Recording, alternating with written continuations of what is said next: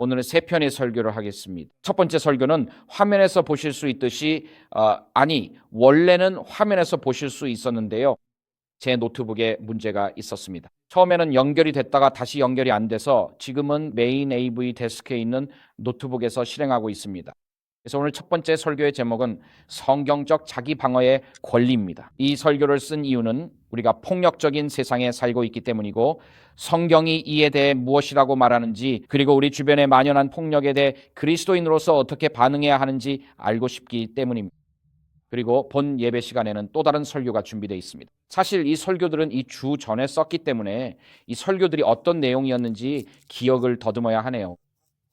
그 설교의 제목은 살기 위해 죽다입니다. 저는 타락과 고통, 그리고 미국의 정신건강 위기에 대해 이야기하고, 예수님께서 우리를 그로부터 어떻게 자유롭게 하시는지에 대해 말할 예정입니다.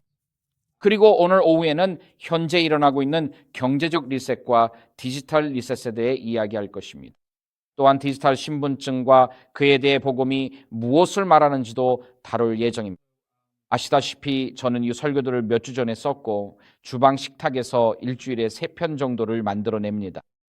그래서 저는 이런 것들에 대해 기도합니다. 주님, 이 설교들이 현실적이고 적용 가능하기를 기도합니다. 이 설교들은 우리가 오늘날 겪고 있는 문제들에 대해 이야기합니다. 그래서 오늘 제가 여러분과 나누는 말씀이 하나님께서 받으실 만한 제물이 되기를 겸손히 기도합니다.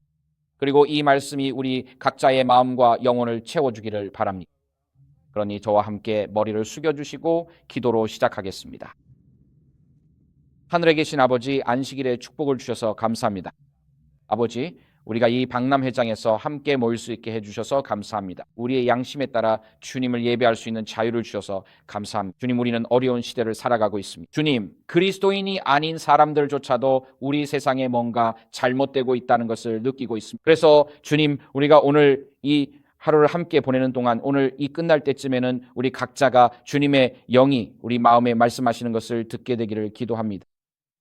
우리 모두가 주님과 더 가까이 동행하게 되기를 기도합니다. 주님을 위한 우리의 증언이 더욱 밝고 열정적으로 타오르기를, 그리고 우리의 마음이 더욱더 희망으로 가득 차기를 기도합니다. 오늘 이 시간들을 함께 나누었기 때문입니다. 주님, 제가 말씀을 전할 때 주님께서 저를 통해 그리고 저를 대신하여 말씀해 주시기를 간구합니다.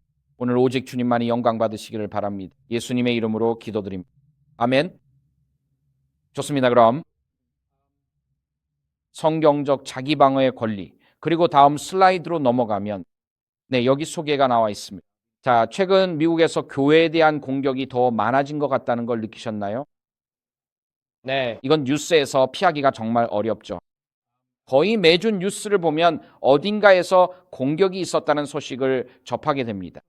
사실 매년 미국 교회는 수백 건의 공격이 일어나고 있습니다. 대부분의 사건들은 전혀 보도조차 되지 않습니다. 이런 공격들은 보통 일요일 오후나 저녁, 그리고 월요일에 뉴스에 나오곤 합니다. 사람들은 왜 이런 일이 일어났는지 묻습니다. 그리고 월요일 저녁이나 화요일이 되면 뉴스는 이미 다른 이슈로 넘어가 버립니다. 잠시 시간을 내어 앉아서 생각해 보면 우리 교회에서 얼마나 많은 공격이 일어나고 있는지 되돌아보게 됩니다. 1990년대만 해도 교회에서 일어나는 대부분의 폭력은 양육권 분쟁 때문이었습니다. 그래서 부모들, 예를 들어 어머니가 양육권을 가지고 있으면 그녀는 작은 지미를 안식일 학교나 주일학교 교실에 데려다주고 수업이 끝나기 15분 전에 아버지가 와서 내 아이를 데려가겠다고 말하곤 했습니다. 그리고 선생님들은 양육권 분쟁이 있다는 사실은 몰랐지만 이 사람이 지미의 아버지라는 건 알고 있었기 때문에 작은 지미를 넘겨주었고, 그러면 주차장에서 소동이 벌어지곤 했습니다. 그래서 90년대에는 우리 교회에서 일어나는 많은 소란이 잘못된 양육권 분쟁 때문에 발생했습니다. 그리고 그 후에는 샬럿에서 한 젊은 백인 우월주의자가 아프리카계 미국인 예배자 9명을 총격한 사건처럼 이념적으로 동기가 부여된 폭력이 교회에서 증가하기 시작했습니다. 그는 그들의 기도 모임에 앉아 있었고, 기도 모임 내내 뒤쪽에 앉아 있었으며 그들과 함께 기도했고 그들과 친구가 되었습니다. 그리고 모임이 끝나자 9명을 총으로 쐈습니다. 그것은 끔찍한 사건이었고 우리는 교회에서 다른 이념적으로 동기부여된 폭력도 목격했습니다. 그리고 최근 몇 년 동안에는 트랜스젠더 커뮤니티 내에서 기독교 기관을 겨냥한 공격이 더 많이 일어나고 있습니다. 하지만 우리는 또한 허무주의적 폭력의 증가도 목격하고 있습니다. 이제 패밀리 리서치 카운슬은 2024년에 미국에서 교회를 향한 적대감 증가라는 보고서를 발표했는데 2013년부터 2018년까지의 사건들을 분석했습니다. 그래서 이것이 그들의 결론 중 일부였습니다. 그들이 말한 것은 이러한 사건들 중 많은 경우 동기가 여전히 알려지지 않았지만 교회를 대상으로 한 범죄의 증가는 미국 문화가 점점 더 기독교에 적대적으로 변해가는 상황에서 일어나고 있다는 것이었습니다. 교회 재산에 대한 범죄적 기물 파손과 파괴 행위는 사회 전반에 걸친 예배당과 종교, 이 경우에는 교회와 기독교에 대한 존경심과 경외심의 붕괴를 보여주는 증상일 수 있습니다. 미국인들은 교회 건물에 대해 점점 더 거리낌 없이 공격적인 태도를 보이고 있으며 이는 핵심적인 기독교 신념이 사회적으로 점점 더 소외되고 있다는 더 큰 문제를 시사합니다. 여기에는 인간의 존엄성과 성신과 관련된 정치적으로 민감한 이슈를 다루는 신념들도 포함됩니다. 예배당에 대한 공격은 종교 전반에 대한 불편함을 드러내는 신호일 수도 있습니다. 그리고 실제로 많은 보고서들이 있는데 미국 교회에 대한 공격 사건이나 그 수가 단순히 급증하고 있습니다. 이러한 공격들 중 일부는 뉴스에 보도되지만 일부는 보도되지 않습니다. 대규모 인명피해가 발생해야만 이런 공격이 전국 뉴스에 오르는 것 같지만 이 문제는 점점 더 심각해지고 있습니다. 그리고 최근에는 우리가 허무주의적 폭력이라고 부르는 현상이 증가하는 것을 목격하고 있습니다. 이것은 어떠한 이념적 동기도 없는 폭력 행위이지만 인간 혐오적 세계관에 의해 촉발됩니다. 여기서 인간 혐오적이란 말은 단순히 인류 자체를 증오한다는 의미입니다. 그래서 허무주의적 폭력이란 이런 세계관을 가진 사람들이 모든 종교를 거부한다는 뜻입니다. 그리고 도덕적, 사회적 가치도 거부하며 그들은 인생이 무의미하다고 믿습니다. 그래서 그들에게 인생이 무의미하기 때문에 다른 사람에게 의미가 있는 모든 것을 파괴하고 싶어 합니다. 그러니까 이들은 어떤 이념에 의해 움직이는 것이 아닙니다. 예를 들어 이슬람의 이름으로 알카에다에 의해 움직이는 것도 아닙니다. 사회 정의를 내세우는 트랜스젠더 총격범들도 아닙니다. 1980년대 북아일랜드에서 영국 통치를 지지했던 얼스터 충성파도 아닙니다. 이제 우리 사회 전반에 걸쳐 허무주의적 폭력이 증가하고 있습니다. 그 이유는 젊은 세대들이 절망의 철학을 받아들이고 있기 때문입니다. 공립학교와 대학교에서 이런 현상이 나타나고 있습니다. 이것은 결국 아무것도 중요하지 않고 아무것도 의미가 없으며 내가 살든 죽든 상관없다는 감정으로 이어집니다. 그래서 우리는 이른바 허무주의적 폭력이 갑자기 증가하는 현상을 목격하고 있습니다. 그리고 최근에도 전 세계 뉴스를 보면 이런 공격이 있을 때마다 그렇습니다. 사람들은 항상 이유를 묻습니다. 뉴스에서도 그런 모습을 볼 수 있습니다. 사람들은 왜 그 총격범이 그런 행동을 했는지 알아내려고 한다고 말합니다. 하지만 이런 일은 총격 사건에만 국한되지 않습니다. 유럽에 가면 칼부림이나 마체테, 도끼로 인한 공격도 많이 일어납니다. 중국에 가면 지난 50년간 최악의 학교 공격 사건들이 중국에서 발생했습니다. 하지만 그 사건들은 총이 아니라 칼로 벌어진 일이었습니다. 그래서 중국 당국은 유치원들을 작은 요새처럼 만들어 놓았습니다. 중국에서 칼을 든 남성들에 의해 너무 많은 아이들이 희생되었기 때문입니다. 이처럼 전 세계적으로 폭력이 증가하고 있습니다. 그래서 언론에서는 종종 왜 그런 일이 일어났는지 이해해야 한다고 말합니다. 이 특정한 폭력 행위를 유발한 것은 무엇이었을까요? 그리고 허무주의적 폭력의 경우 그 답이 없다는 것입니다. 그저 폭력을 위한 폭력일 뿐입니다. 왜 그들이 그런 행동을 하게 되었는지 우리가 이해할 수 있다고 생각하면 그것이 그들의 논리와 이유를 이해하는 데 도움이 됩니다. 그리고 그것이 우리 마음속에서 그 일을 어느 정도 받아들이는 데 도움이 됩니다. 하지만 점점 더 왜 그런 일이 일어났는지에 대한 답이 없어지고 있습니다. 그저 단순히 그렇다라는 이유만 있을 뿐입니다. 그래서 우리가 발견하는 것은 온라인상의 허무주의적이고 폭력적인 커뮤니티가 점점 더 많아지고 있으며 이들은 이런 공격을 찬양한다는 점입니다. 그들은 그들의 옷차림까지도 찬양합니다. 그들은 그들의 헤어스타일까지도 찬양합니다. 그들은 총알에 적힌 문구까지도 찬양합니다. 그들은 그들의 행동 방식까지도 찬양합니다. 그리고 이들 중 많은 사람들이 정치적 우파와 좌파의 이미지를 사용하고 있습니다. 그들은 인종차별적 이데올로기를 반영하는 이미지뿐만 아니라 다른 이데올로기를 반영하는 이미지도 사용합니다. 그래서 많은 젊은이들이 왜 폭력에 빠지게 되는지 파악하는 것이 매우 어렵습니다. 아주 유명한 온라인 허무주의 폭력 커뮤니티들이 있습니다. 그중 하나는 트루크라임 커뮤니티 TCC로 알려져 있으며 온라인에 존재합니다. 이들은 연쇄살인범, 총기난사범, 대량살인자, 테러리스트를 찬양하는 팬들로 느슨하게 연결된 집단입니다. 대부분은 대량살인자의 젊은 여성 팬들로 구성되어 있습니다. 사실 이것은 아주 오래된 현상입니다.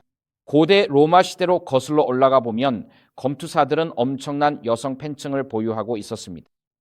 그리고 부유한 로마 여성들은 검투사와 시간을 보내기 위해 돈을 지불하곤 했습니다. 그리고 찰스 맨슨도 마찬가지입니다. 그 대량 살인범이 감옥에 있었죠. 여기 미국에서 그는 여성들 사이에 많은 추종자를 거느리고 있었습니다. 많은 여성들이 그에게 편지를 보내 결혼을 제안하기도 했는데 찰리 맨슨에게는 뭔가 특별한 점이 있었기 때문입니다.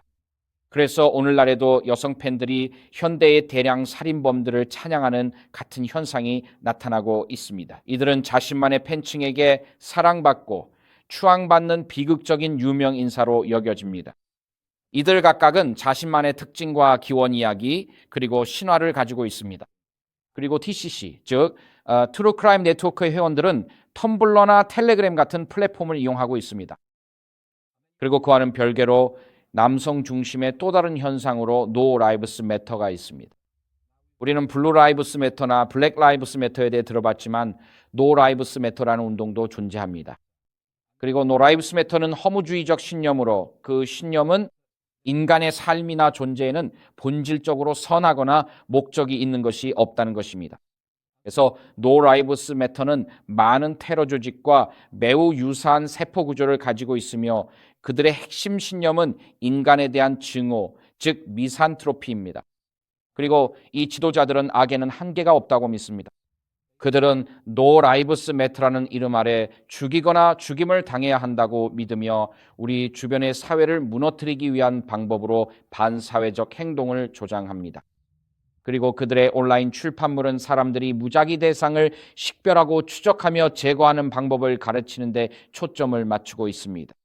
그래서 2024년 10월과 2025년 2월 노 라이브스 매터와 연관된 스웨덴 10대들은 버스 정류장에서 버스를 기다리던 노인들을 표적으로 삼아 그들을 칼로 찔러 그 장면을 촬영해 인터넷의 NLM 채팅방에 업로드했습니다.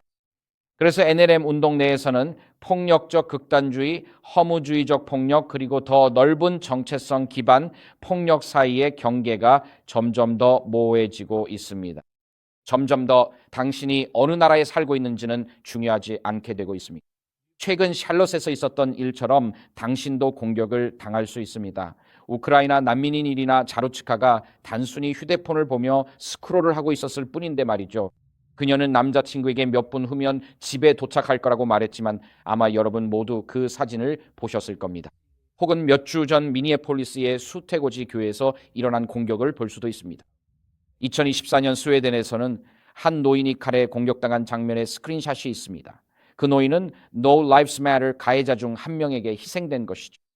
또는 저는 올해 7월 트래버스 시티에 있었습니다. 아내와 저는 맥키낙 섬을 보러 당일치기 여행을 갔고 돌아오는 길에 트래버스 시티를 지나왔습니다. 그리고 몇 시간 후 뉴스에서 트래버스 시티에서 총격 사건이 발생했다는 소식이 나왔습니다. 월마트 계산대에서 기다리던 사람들이었습니다.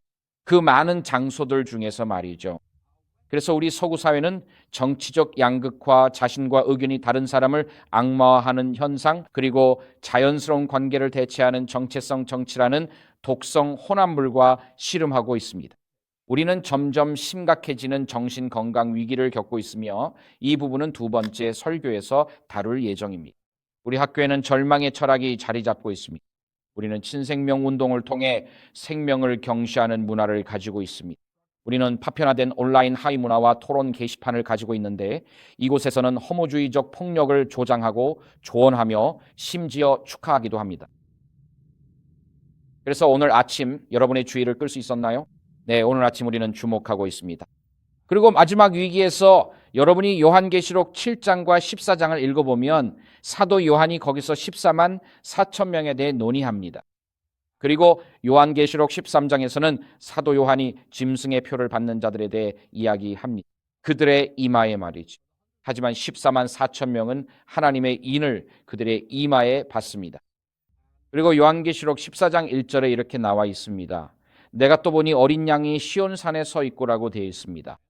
그리고 그와 함께 14만 4천 명이 있었는데 그들의 이마에는 어린 양의 이름과 그의 아버지의 이름이 기록되어 있었습니다. 그래서 마지막 위기를 통과하는 의인들은 예수님께서 다시 오시기 직전에 은혜의 시간이 끝나고 인침이 시작된 그때부터 마지막 7 재앙이 모두 끝날 때까지, 그리고 야곱의 환난의 때, 즉 이 세상의 극심한 폭력과 고통, 고난이 가득한 시기에도 14만 4천 명은 그들의 이마에 아버지의 이름이 기록되어 있습니다. 이것은 그들이 이제 아버지의 성품을 완벽하게 반영한다는 의미입니다. 하지만 악인들은 그들의 이마에 짐승의 표를 받게 됩니다. 그리고 그 짐승, 즉 요한계시록 13장에 나오는 첫 번째 짐승의 배후에는 용 곧 사탄이 있습니다. 그래서 세상은 두 부류의 사람들로 나뉘게 됩니다. 그것은 공화당이나 민주당이 아닙니다. 흑인이나 백인, 남자나 여자, 젊거나 늙은 사람, 교육을 받았거나 받지 않은 사람이 아닙니다. 하늘 아버지의 성품을 완벽하게 반영하는 사람들과 사탄의 성품을 반영하는 사람들로 나뉘는 것입니다. 그래서 요한계시록의 시작에서 천사들이 분쟁의 바람을 붙잡고 있는 모습으로 묘사되는 것이 17장입니다. 하나님께서 자신의 백성들의 삶과 마음 속에 그분의 성품을 성숙하게 하고 완전하게 하시는 일을 마치실 때까지입니다. 이 마지막 위기가 세상에 닥치기 전에 말입니다. 이로부터 내릴 수 있는 결론은 예수님께서 다시 오시기 전에 우리는 인류 역사상 한 번도 본 적 없는 악마적으로 영감을 받은 폭력의 급증을 보게 될 것이라는 점입니다. 그래서 우리는 진지하게 받아들여야 합니다. 왜냐하면 우리는 그리스도인 표적이 되었기 때문입니다. 그리고 여러분이 뉴스를 따라가 본다면 나이지리아 같은 곳에서는 거의 매주 50명, 100명, 200명의 그리스도인들이 살해당하고 있다는 것을 알게 될 것입니다. 제가 살해당한다고 말할 때 그들은 마체테로 공격당하고 밤에 잠든 사이에 그들의 마을이 불타고 있다는 뜻입니다. 그리고 언론은 이것을 박목권을 둘러싼 충돌로 묘사합니다. 실제 현실은 북쪽에서 온 플라니 지하디스트들이 남쪽의 기독교 부족민들을 죽이고 있다는 것입니다. 이것은 현재 진행 중인 종교 전쟁입니다. 그리고 우리는 슈퍼볼 하프타임 쇼에 누가 나오는지에 집중할 수도 있겠죠. 그리고 그런 영원한 중요성을 가진 질문들에 몰두하는 동안 오늘날 전 세계적으로 그리스도인들은 고통받고 있습니다. 그리고 이제 1990년에 우리 전 세계 교회의 지도자들이 공식 성명을 발표했는데, 아시다시피 저는 공식 성명서의 열렬한 팬은 아닙니다. 저는 아마도 재림교에서 나와야 할 유일한 메시지는 예수님께서 다시 오신다는 기쁜 소식뿐이라고 생각합니다. 그리고 왜 뉴스의 사건이 있을 때마다 성명을 내야 하는지 정말 이해가 안 됩니다. 이미 소셜미디어에는 잡담이 넘쳐나고 있습니다. 우리는 오늘날 세상에서 일어나는 일에 대해 논평하는 수천만 개의 목소리 중 하나일 뿐입니다. 하지만 우리는 1990년에 민간인에게 공격용 무기 판매를 금지하는 성명을 발표한 적이 있습니다. 이제 총회에서 발표된 모든 성명을 살펴보면 일정한 경향이 있다는 것을 알 수 있습니다. 코로나19 관련 성명은 의무화 조치를 지지하는 내용이었습니다. 기후변화 성명도 전 세계적으로 기후변화에 대응하는 조율된 행동을 지지하는 입장이었습니다. 이 성명 역시 특정 무기가 특정 사람들에게 판매되는 것을 금지하는 것을 지지합니다. 그래서 알 수 있는 것은 총회 성명들에는 일정한 정치적 방향성이 있다는 점입니다. 아마도 그 이유는 총회가 워싱턴에 기반을 두고 있기 때문일 수도 있겠죠. 잘은 모르겠습니다. 하지만 분명한 방향성이 있습니다. 하지만 우리는 1990년에 성명을 발표했고, 그 성명에서는 총기 폭력을 개탄하며 민간인이 공격용 무기를 구매하는 것에 대한 제한을 촉구했습니다. 하지만 그 성명에서는 공격용 무기가 무엇을 의미하는지 정의하지 않았습니다. 그래서 지금 당장은 그 성명에 대해 깊이 들어가지는 않겠습니다. 이 시간 동안 함께하면서 그 부분에 대해 다루게 될 것입니다. 그래서 총회에서 나온 이 성명은 우리에게 더 깊은 질문을 던지게 만듭니다. 그 질문은 바로 이것입니다. 자기 방어를 하는 것이 정당한 일일까요? 자기 방어를 하는 것이 도덕적으로 옳은 일일까요? 어떤 사람들은 아니라고 말합니다. 하나님께서 당신을 지켜주실 것이고 하나님이 당신에게 어떤 일이 일어나도록 허락하신다면 그것을 받아들여야 한다고 말합니다. 그것이 하나님의 허용적 뜻일 수도 있고 완전한 뜻은 아닐 수도 있다는 것이죠. 이런 입장을 취하는 사람들도 있습니다. 다른 사람들은 우리는 차 뒷좌석에 AR-15를 싣고 교회에 가야 한다고 말합니다. 알겠죠? 그래서 이렇게 두 가지 극단적인 입장이 존재합니다. 참고로 오늘 저는 교회 운전해서 가는 게 아닙니다. 혹시 궁금하실까 봐 말씀드려요. 하지만 이 발언은 우리에게 이런 질문을 던지게 만듭니다. 자신과 가족, 교회 공동체, 그리고 양심의 자유를 지키기 위해 무기를 드는 것이 정당한 일인가요? 이것이 우리의 서론입니다.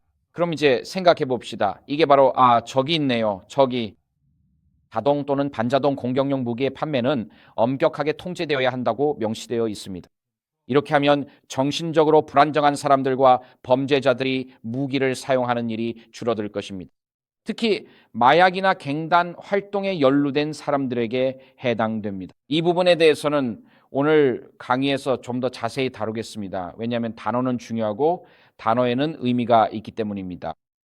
함께하는 시간 동안 이 내용을 좀 더 세부적으로 분석해 보려고 합니다. 이제 이렇게 소개를 마치고 오늘 우리가 함께할 여정에 대해 말씀드리겠습니다. 먼저 자연에서 볼 수 있는 일반적인 증거를 아주 간단히 살펴보겠습니다. 그리고 성경에서 찾을 수 있는 일반적인 증거도 살펴볼 것입니다. 그 다음에는 자기 방어와 관련된 성경의 구체적인 증거를 살펴보겠습니다. 그리고 예언의 영에서 나오는 증거도 살펴볼 것입니다. 마지막으로 일반 역사에서의 증거도 살펴보겠습니다.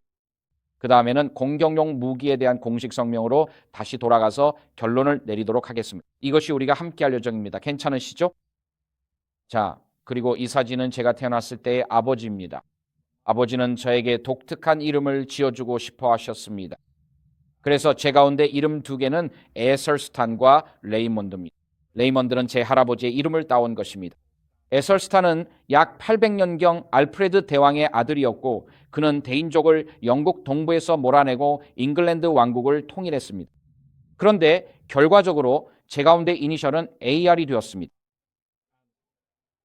그래서 좀 불운한 가운데 이니셜이 된 셈이죠.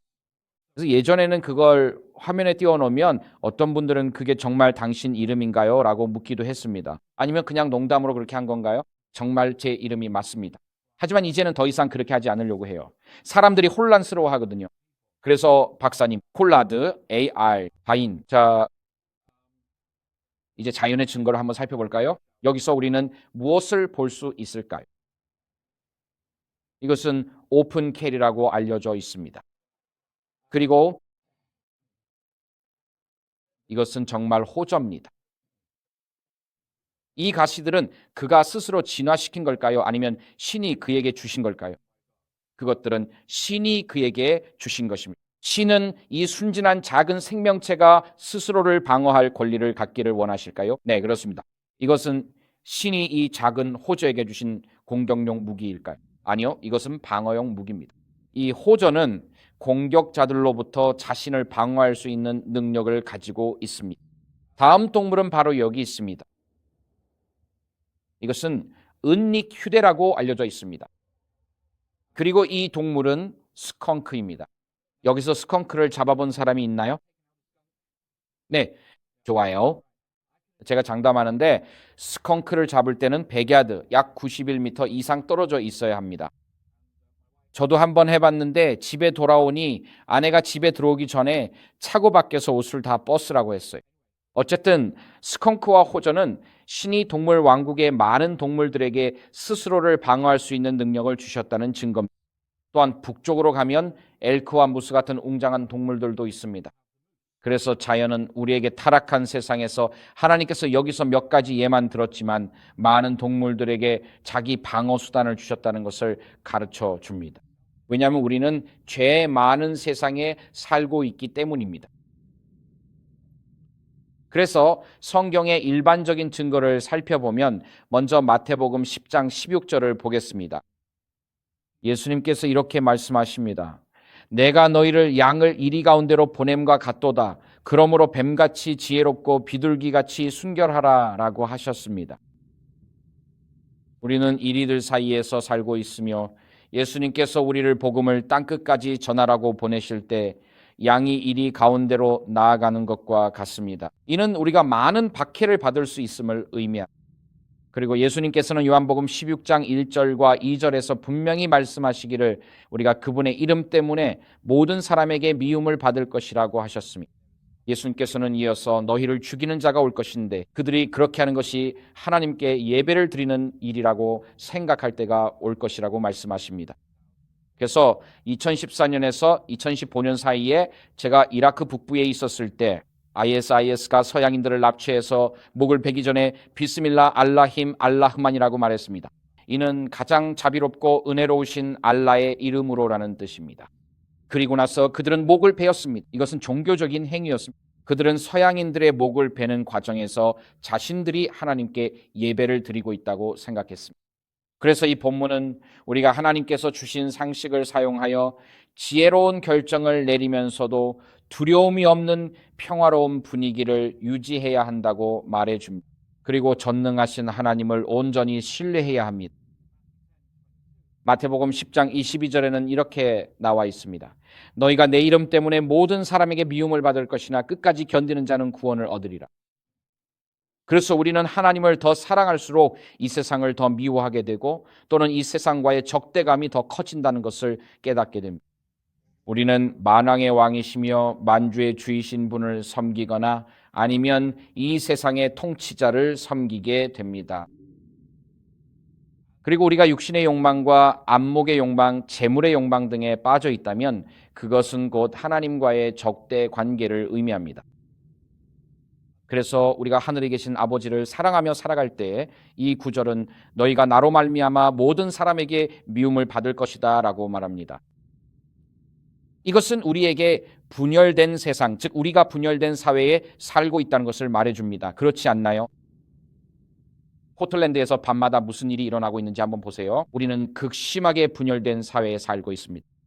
하지만 언젠가 지구상의 모든 분파를 하나로 묶는 단 하나의 일이 생길 텐데 그것은 바로 예수 그리스도의 이름을 지닌 자들에 대한 증오입니다. 그래서 그런 일이 이 세상에 곧 닥쳐올 것입니다. 우리가 예수님의 제자, 예수님의 추종자, 그리고 그리스도와 함께 유업을 이을 자로 자신을 밝힐 때 우리는 복음을 미워하고 믿는 자들의 교제를 파괴하려는 극단적인 행동을 하는 이들의 표적이 된다는 것을 인식해야 합니다. 히브리서 13장 5절 후반부에는 이렇게 나와 있습니다. 하나님께서 말씀하시기를 내가 결코 너를 버리지 아니하고 결코 너를 떠나지 아니하리라고 하셨습니다. 즉 오직 하나님만이 자유의지의 결과를 뛰어넘어 개입하실 수 있습니다. 그리고 재앙적인 자유의지의 행동으로 인해 일어나는 논리적인 결과들을 막으실 수 있습니다. 우리는 항상 하나님의 도움과 보호를 구합니다. 특히 악한 사람들이 우리를 위험에 빠뜨리려 할 때 더욱 그렇습니다. 그래서 하나님께서 내가 결코 너를 떠나지 않고 결코 너를 버리지 않겠다고 하신 약속은 오늘날 그리스도인들에게 매우 소중한 약속입니다. 이제 성경에서 구체적인 증거들을 살펴보겠습니다. 우리는 먼저 일반적으로 하나님 자신과 그의 천사들이 전쟁 무기를 사용하신다는 점을 말씀드립니다. 에덴 동산의 문을 지키기 위해 보내진 천사는 어떤 무기를 가지고 있었습니까? 창세기 3장 24절에 나와 있습니다. 아담과 하와가 에덴 동산에 다시 들어가지 못하도록 불타는 칼을 든 천사가 세워졌습니다.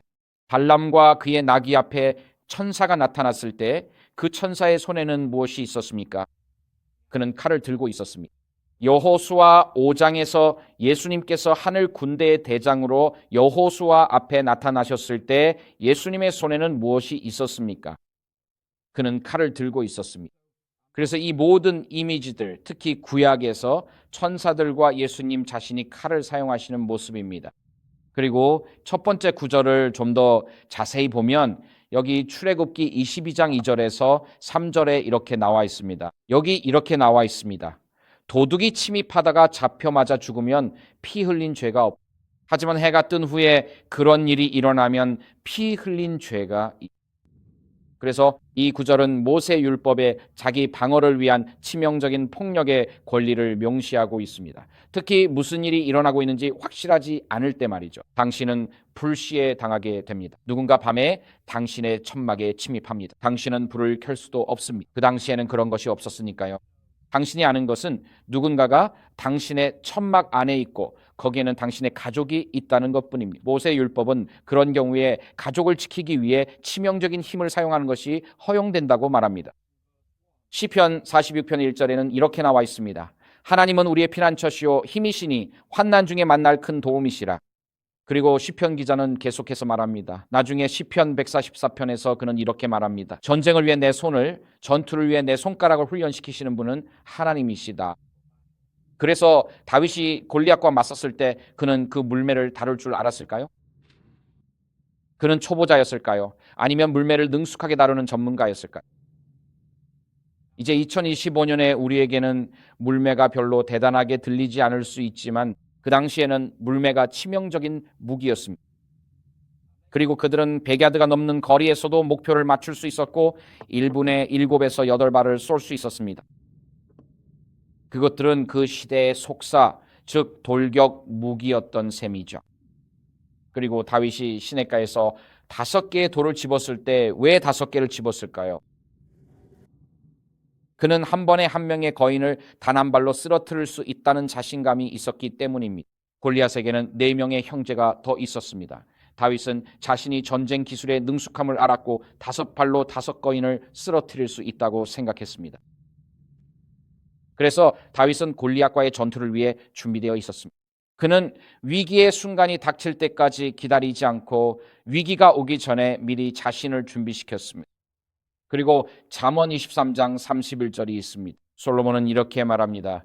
말은 전쟁의 날을 대비해 준비되지만 구원은 여호와께로부터 온다. 그리고 그리고 성경 전체에서 반복적으로 발견되는 것은 우리가 우리의 역할을 한다는 원칙입니다. 그리고 우리는 결과를 하나님께 맡깁니다. 이 구절에서 말하듯이 말은 전쟁의 날을 위해 준비되지만 즉 우리는 전투말을 훈련시키는 우리의 역할을 하지만 안전과 궁극적인 결과는 하나님께 속해 있습니다. 그래서 성경 전체를 통해 하나님의 백성들이 물리적으로 전쟁을 준비하는 예시가 반복적으로 등장하지만 그들은 항상 결과를 하나님께 맡겼습니다.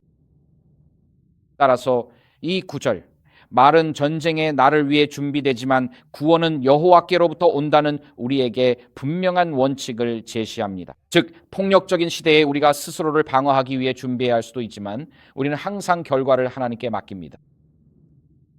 우리는 하나님을 신뢰하지만 전투를 위해 말을 준비합니다. 전투입니다. 우리는 우리 역할을 해야 합니다.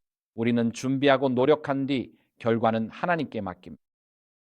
솔로몬은 이렇게 말합니다. 그는 말하길 더럽혀진 샘이나 오염된 샘물과 같은 것은 악인 앞에서 물러서는 의인이다라고 했습니다. 잠언 25장 26절입니다. 그러니 더럽혀진 샘이나 오염된 샘물에 가는 것은 아무 소용이 없겠죠. 그렇지 않습니까? 샘물은 많은 것을 약속하지만 그것이 오염된 것을 알게 되면 더 이상 아무런 관심도 갖지 않게 됩니다. 그래서 솔로몬은 악인 앞에서 물러서는 사람, 즉 옳고 진실하며 선하고 도덕적인 것을 지키기 위해 서지 않는 사람을 비교합니다. 그의 삶에서 그는 자신이 의롭다고 생각하는 사람을 본질적으로 오염된 샘물, 즉 아무 쓸모 없는 존재라고 선언합니다. 그 다음으로 창세기 14장 14절에서 아주 명확한 예를 볼 수 있는데 이것은 아브라함의 이야기입니다. 아브라함은 그의 조카 롯이 북쪽 왕들에게 사로잡혔다는 소식을 듣고 집에서 훈련된 사람들과 함께 길을 떠났습니다. 이제 본문은 아브라함에 대해 우리에게 이렇게 말합니다. 함께 읽어보겠습니다. 본문에는 아브라함이 그의 조카가 사로잡혔다는 소식을 듣고 집에서 태어나 훈련된 사람 318명을 이끌고 뒤쫓아갔다고 나와 있습니다. 단까지, 즉 이스라엘의 북쪽 끝까지 쫓아갔습니다. 아브라함은 밤에 자기 부하들과 함께 군대를 나누어 그들을 공격했고 그들을 격파하여 다마스쿠스 북쪽의 호바까지 추격했습니다. 그러니까 아브라함이 약속의 땅에 들어갔을 때 그는 단순히 가축대만 이끌고 있었던 것이 아닙니다. 소와 양 그리고 낙타와 나귀, 노새 몇 마리만 데리고 있었던 게 아니었습니다. 실제로 그는 자신의 집안에 전투 훈련을 받은 성인 남자 318명 이상을 거느리고 있었습니다. 왜냐하면 그가 위험한 땅에 들어간다는 것을 알고 있었기 때문입니다. 가나안은 항상 서로 전쟁을 벌이던 도시 국가들이 뒤섞여 있는 곳이었습니다. 그곳은 정치적 동맹이 끊임없이 바뀌는 땅이었습니다. 그리고 아브라함은 약속의 땅에 들어갈 때 단순히 에덴 동산에 들어가는 것이 아니라는 것을 알고 있었습니다. 그곳에는 분명히 전투가 있을 것이었습니다. 그래서 그는 이미 약속의 땅에 들어갈 때를 대비해 전투에 준비된 성인 남자 318명을 준비해 두었습니다. 그리고 롯이 포로로 잡혀갔을 때 아브라함은 롯과 그를 잡아간 자들을 뒤쫓아가 롯과 그의 모든 재산을 되찾았고 가족 중 누구도 해를 입지 않았습니다. 그리고 아브라함이 훈련된 사람들과 함께 그 군사 작전에서 돌아왔을 때 그는 멜기세덱을 만났는데 멜기세덱은 그리스도를 상징하는 인물입니다. 그리고 우리는 그 이야기를 창세기 14장 19절에서 20절에서 읽을 수 있습니다. 이것은 멜기세덱이 말한 내용입니다. 그는 아브라함을 축복하며 말했습니다. 지극히 높으신 하나님, 하늘과 땅의 창조주께서 아브라함을 복주시기를 바라며 또 네 원수를 네 손에 넘겨주신 지극히 높으신 하나님께 찬송이 있을지어다. 그렇다면 아브라함은 평화주의자였을까요? 예? 아니요? 아닙니다. 그는 평화주의자가 아니었습니다. 그리고 그리스도의 모형이었던 멜기세덱은 네가 실제로 행동을 취했다고 말합니다. 네가 군사적 행동을 취했다는 것이죠. 하지만 내 원수를 내 손에 넘겨주신 분은 하나님이셨습니다. 그래서 다시 한번 우리가 준비하지만 결과는 하나님께 맡긴다는 원칙을 볼 수 있습니다. 이 원칙은 아브라함의 이야기에서 실현되었습니다. 이제 화이트 자매는 이 특별한 이야기에 대해 계속해서 언급하며 이렇게 말합니다. 그녀는 시대의 소망 134에서 135페이지에서 이렇게 말합니다. 그녀는 먼저 하나님의 지도를 구한 후 아브라함이 전쟁을 준비했다고 말합니다. 자신의 진영에서 그는 하나님을 경외하고 주인을 섬기며 무술을 익힌 318명의 훈련된 종들을 소집했습니다. 여호와를 경배하는 자는 나라에 큰 봉사를 했을 뿐만 아니라 용맹한 사람으로 자신을 발전시켰습니다. 의로움이 비겁함이 아니라는 것, 그리고 아브라함의 신앙이 그로 하여금 옳은 일을 지키고 억압받는 자를 보호하는데 용기를 갖게 했다는 것이 드러났습니다. 그렇다면 예언의 영은 아브라함의 자기 방어에 대해 긍정적으로 말하고 있습니까? 아니면 부정적으로 말하고 있습니까? 긍정적으로 말하고 있습니다. 아브라함은 북쪽 왕국들로부터 공격을 받았을 때 가족을 지킬 준비가 된 훈련된 사람들을 두고 있었습니다. 바로 이 사건에서 아브라함이 보여준 영웅적인 행동 때문에 이웃 민족들에게 하나님의 두려움이 임했던 것입니다. 그것은 아브라함이 무엇을 설교했기 때문이 아니었습니다. 사실 아브라함이 무언가를 설교했다는 기록은 없습니다. 하지만 아브라함이 가족을 지키는 데 있어서 의로웠기 때문입니다.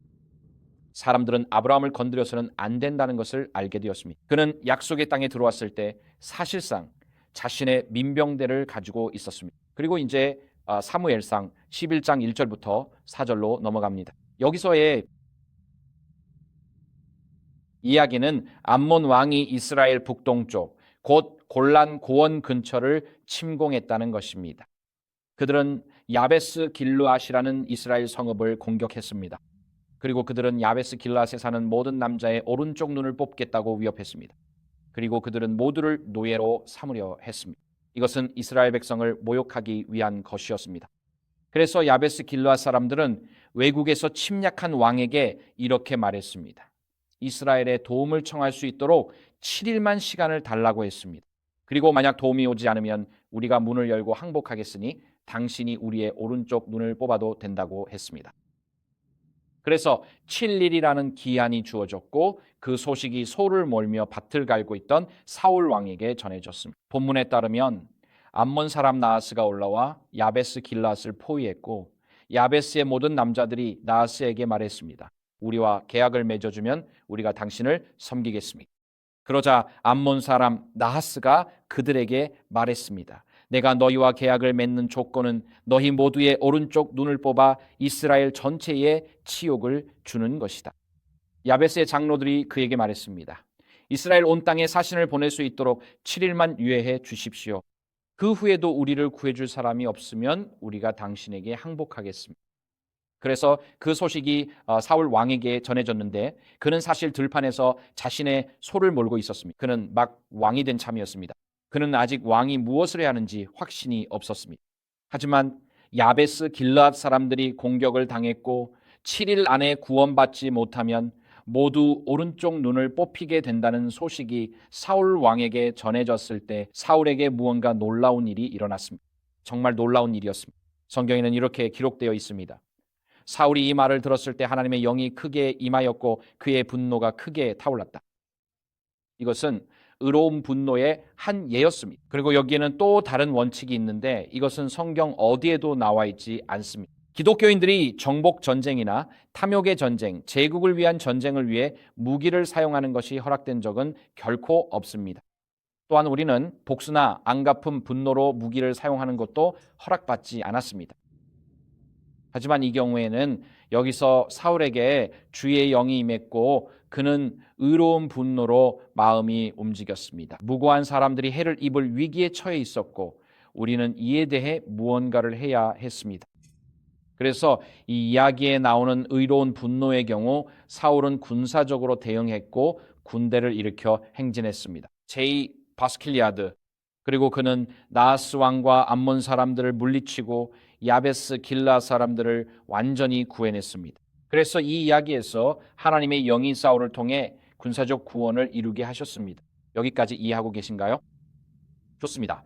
그럼 이제 느헤미야의 이야기로 넘어가 보겠습니다. 이 이야기는 매우 유명한데 유대인들은 바빌론에서의 이방 포로 생활을 마치고 돌아왔고 메데바사 제국의 고레스 왕이 그들을 해방시켜 주었으며 그들은 예루살렘으로 돌아왔습니다. 그리고 그들은 예루살렘 성벽을 재건하려고 합니다. 요즘 우리는 성벽이 그다지 중요하다고 생각하지 않습니다. 왜냐하면 미국의 대부분 도시에는 성벽이 없기 때문입니다.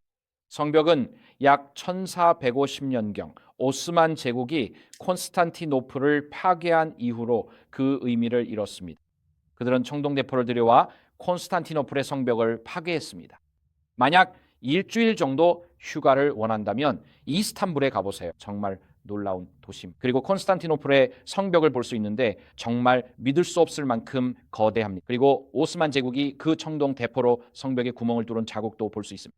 그래서 1500년대 이후로는 성벽이 그다지 중요하지 않게 되었습니다. 하지만 느헤미야가 예루살렘의 성벽을 재건하고자 했을 때 이는 유대 민족의 국가 주권을 다시 세우는 것과 같았습니다. 일단 우리가 이 성벽을 세우면 너희가 우리를 공격하기가 더 어려워집니다. 성벽 안에서 살아갈 수 있습니다. 성벽 위에 파수꾼을 세울 수 있습니다. 아무도 함부로 대하지 못할 것입니다. 그래서 사마리아인들은 예루살렘의 성벽이 세워지는 것을 원하지 않았습니다.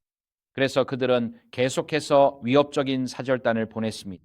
그들은 느헤미야를 속이기 위해 그리고 성벽을 짓지 말라고 설득하기 위해 계속해서 사람들을 보냈습니다. 그들은 페르시아 황제에게 편지를 보내 유대인들이 성벽을 짓지 못하게 하라고 했습니다. 만약 그렇게 하지 않으면 그 도시는 다시 반란의 온상이 될 것이라고 했습니다. 그래서 사마리아인들은 정치적으로나 협박을 통해 할 수 있는 모든 방법을 동원했습니다.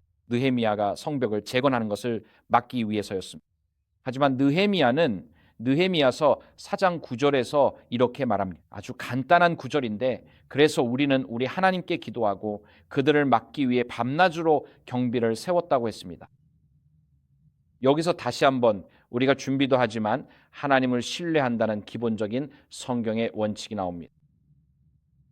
그리고 이 본문에서 이야기는 계속 이어집니다. 여러분 중에는 이 이야기에 아주 익숙한 분들도 계실 겁니다. 느헤미야가 말했습니다. 그들을 두려워하지 마십시오. 이것은 느헤미야가 예루살렘 성벽을 재건하는 이스라엘 백성들에게 한 말입니다.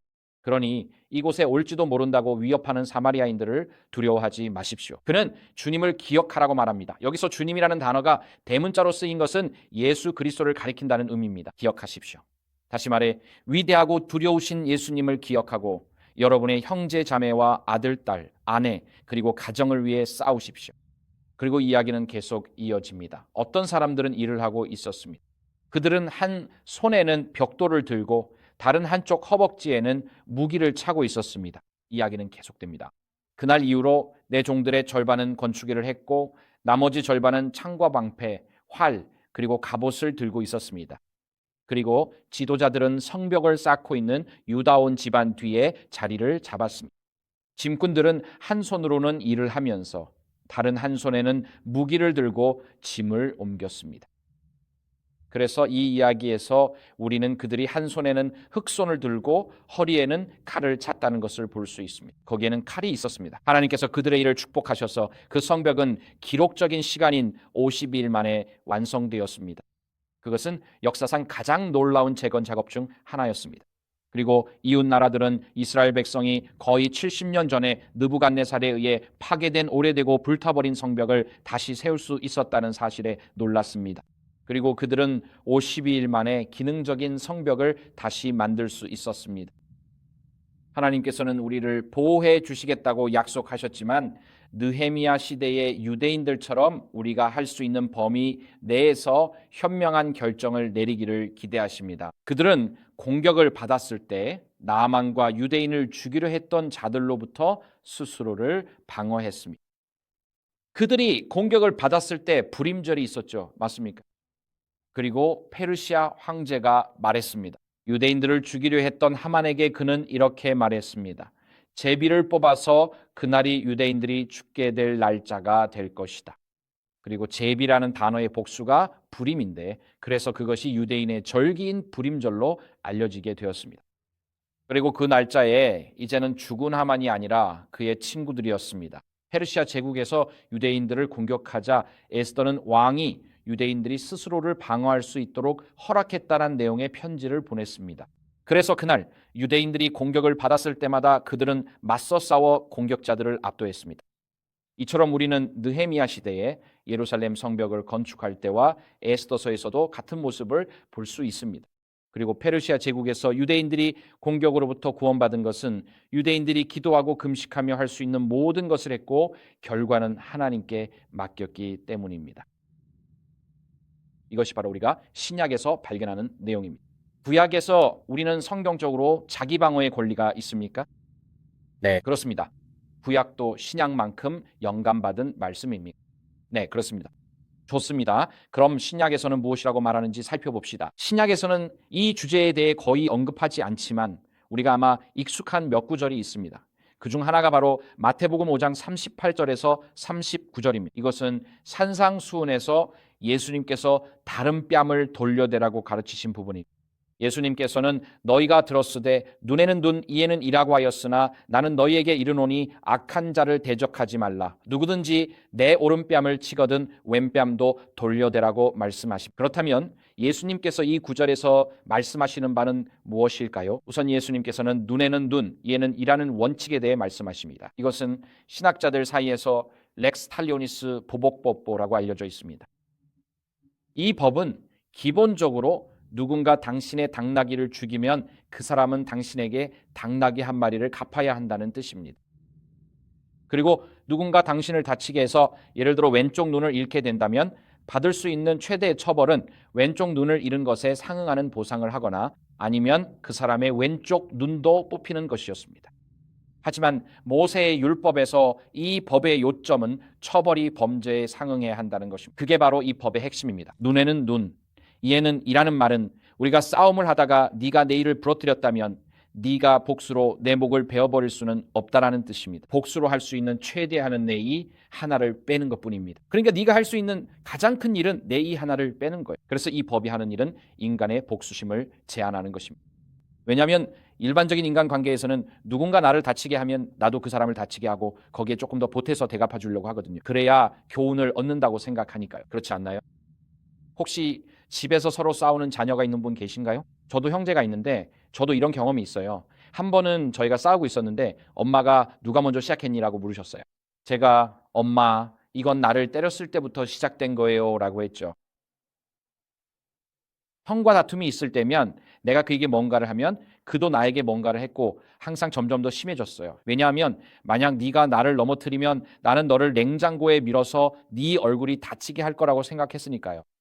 그러면 그는 이 일에 정말 화가 나서 다음 날에는 나를 자전거에서 밀어버릴 수도 있죠.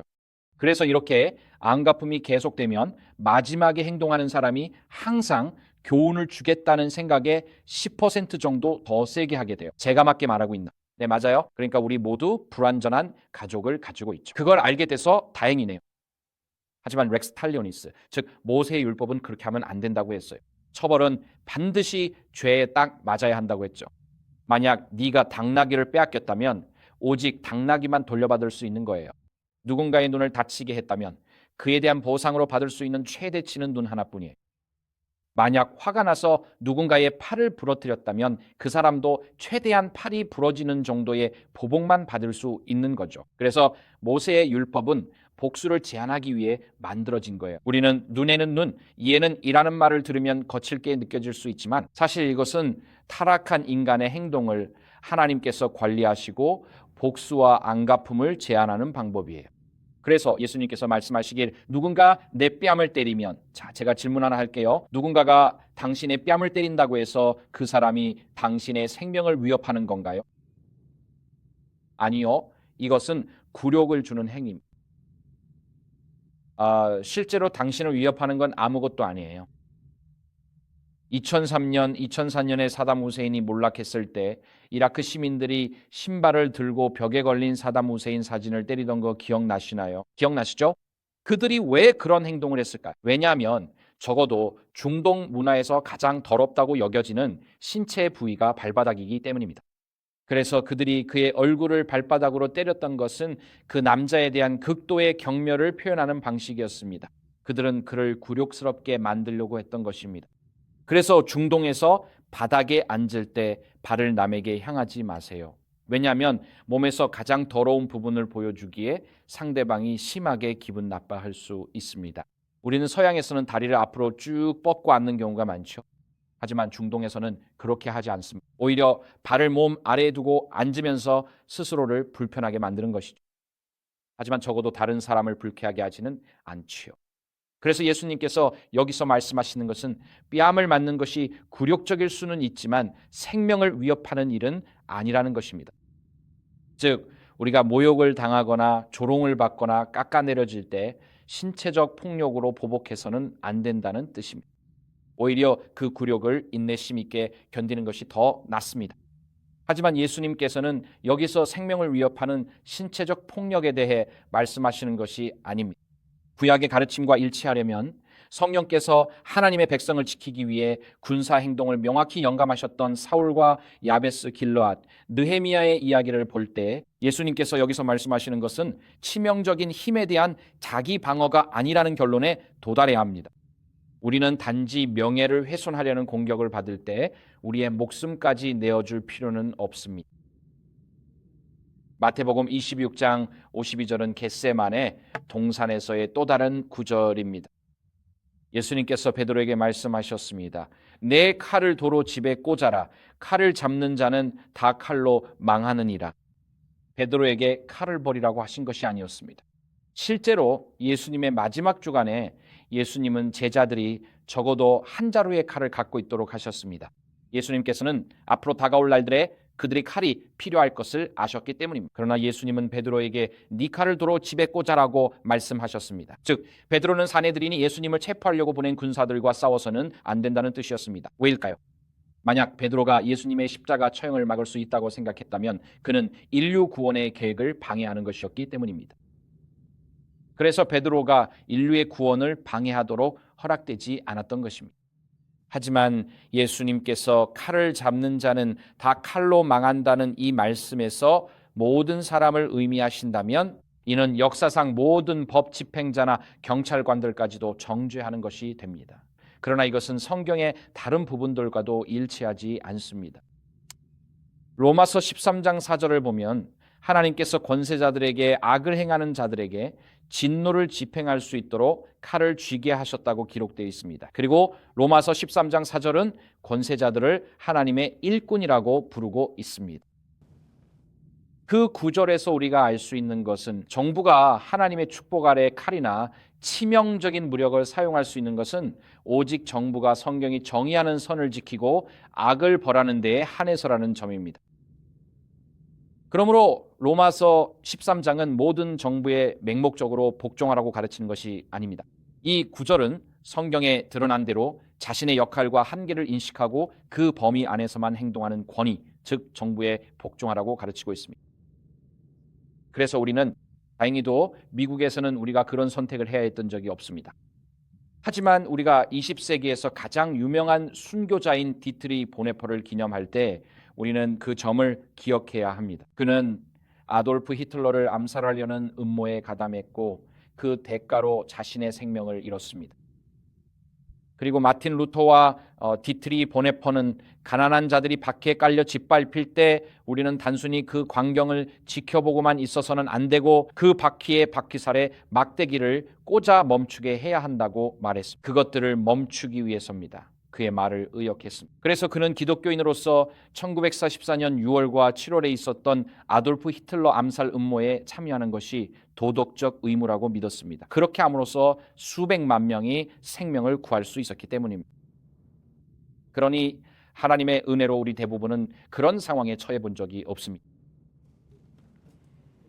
그리고 나치 독일에는 평화주의자들도 있었는데 그들은 어린 10대들을 내보내 전단지를 배포하게 했습니다. 사람들에게 싸우지 말라고 호소하는 내용이었습니다. 그리고 아돌프 히틀러를 암살하려고 적극적으로 시도한 사람들도 있었습니다. 이 모든 경우에 그들이 한 행동에는 모두 기독교적 동기가 있었습니다. 그들이 원했던 것은 살인을 멈추는 것이었습니다. 그래서 우리가 선을 지키고 악을 벌하는 것이 아니라 악을 지키고 선을 벌하는 정부를 마주할 때가 있습니다.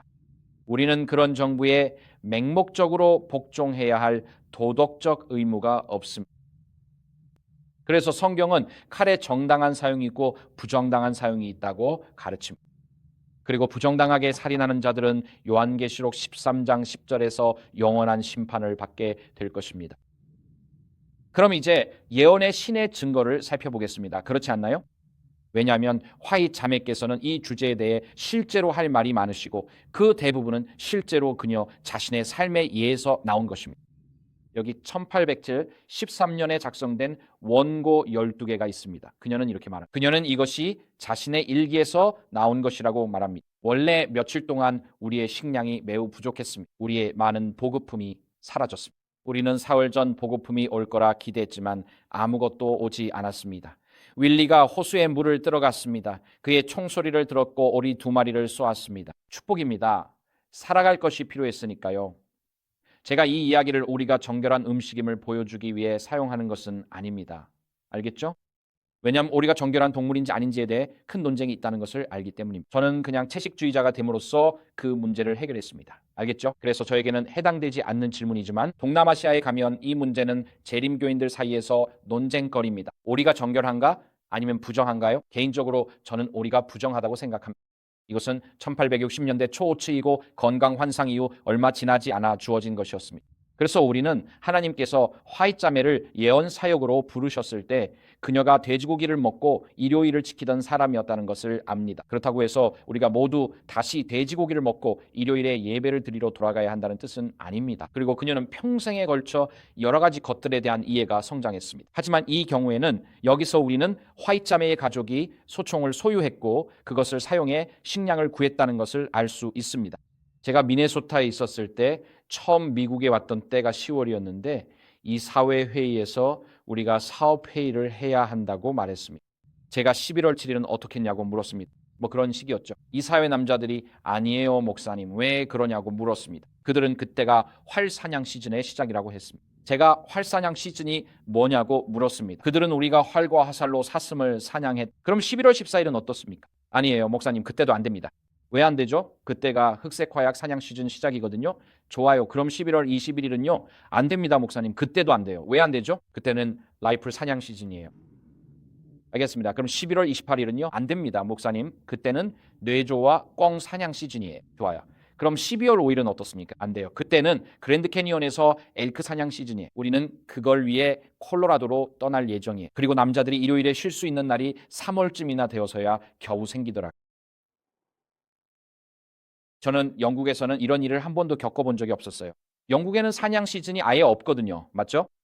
우리는 사냥 자체가 전혀 없어요. 그래서 남자들이 겨울 내내 고기를 모으러 다닌다는 사실에 정말 놀랐어요. 하지만 그곳에 머무는 동안 제가 알게 된 건 미네소타 북부에는 진짜 빈곤이 존재한다는 거였어요. 그리고 미네소타 북부에서는 만약 당신이 자신의 농장을 가진 농부가 아니라면 젊은이들은 기본적으로 떠나게 돼요. 농장에서 일할 자리가 없기 때문이죠. 결국 남는 건 농부들과 의존적인 인구, 그리고 많은 은퇴자들이에요. 그리고 많은 사람들이 겨울을 버티는데 힘들어하고 있었어요. 그래서 사슴 한 마리는 30에서 40파운드의 소시지가 되는 거죠. 그래서 남자들은 밖에 나가서 가족과 친구들의 넓은 네트워크를 위해 음식을 비축하고 있었어요. 모두가 겨울을 날 수 있도록 말이죠. 저는 영국에서 왔기 때문에 이런 상황을 전혀 이해하지 못했어요. 북부 미네소타에 왔을 때 이건 저에게 정말 눈을 뜨게 해주는 경험이었어요. 하지만 곧 한 농부를 알게 되었는데 그분은 유기농 옥수수 밭을 4에이커나 가지고 있었어요. 그분이 말하길 목사님 너구리들이 왔어요 라고 했죠. 그래서 제가 물었어요. 그게 무슨 뜻이죠? 그분이 말하길 글쎄요. 올해는 제 농장에서 11조를 낼 수 없을 것 같아요. 그래서 제가 물었죠. 왜요? 그분이 말하길 옥수수가 수확할 준비가 되기 일주일 전에 너구리들이 몰려올 거예요. 그들은 옥수수가 거의 익었다는 걸 알고 옥수수마다 한 입씩 베어 먹고는 농작물을 망쳐버려요. 그래서 제가 물었어요. 그럼 어떻게 해야죠? 그분이 말하길 우리가 너구리들을 잡아야 해요 라고 했어요. 그래서 그 안식일 밤에 우리는 그 농부의 집에서 남성 성경 공부 모임을 가졌어요. 밤 11시에 누군가 신호를 보냈어요. 그리고 테이블 위에는 온갖 무기들이 가득했어요. 저는 그런 무기 컬렉션을 평생 처음 봤어요. 그리고 우리가 평화롭게 성경 공부 모임을 했다는 사실에 정말 다행이라고 생각했죠.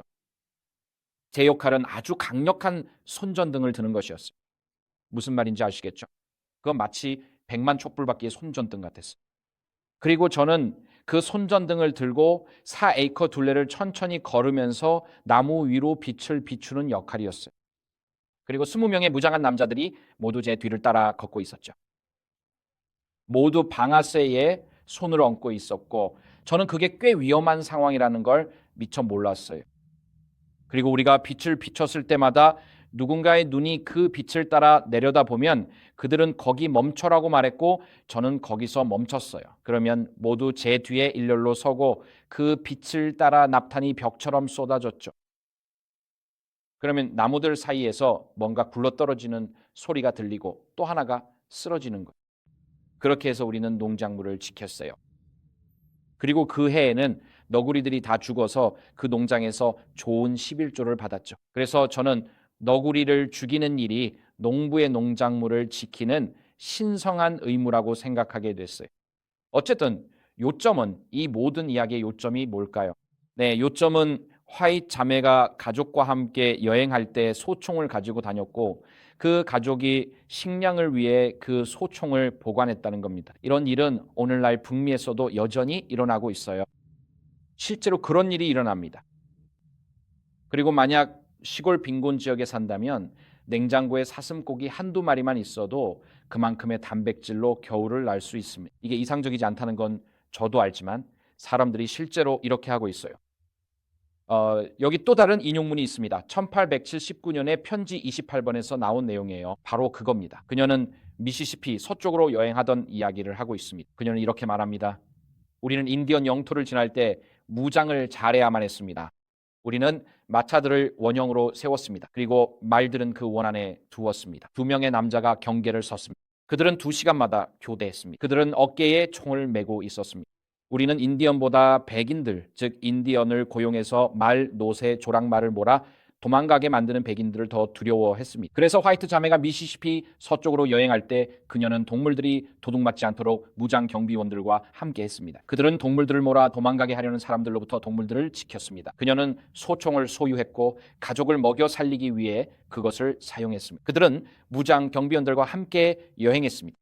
다음 인용문은 제임스 화이트가 화재로 모든 것을 잃었을 때의 이야기입니다. 화이트 자매는 그에게 편지를 써서 말했습니다.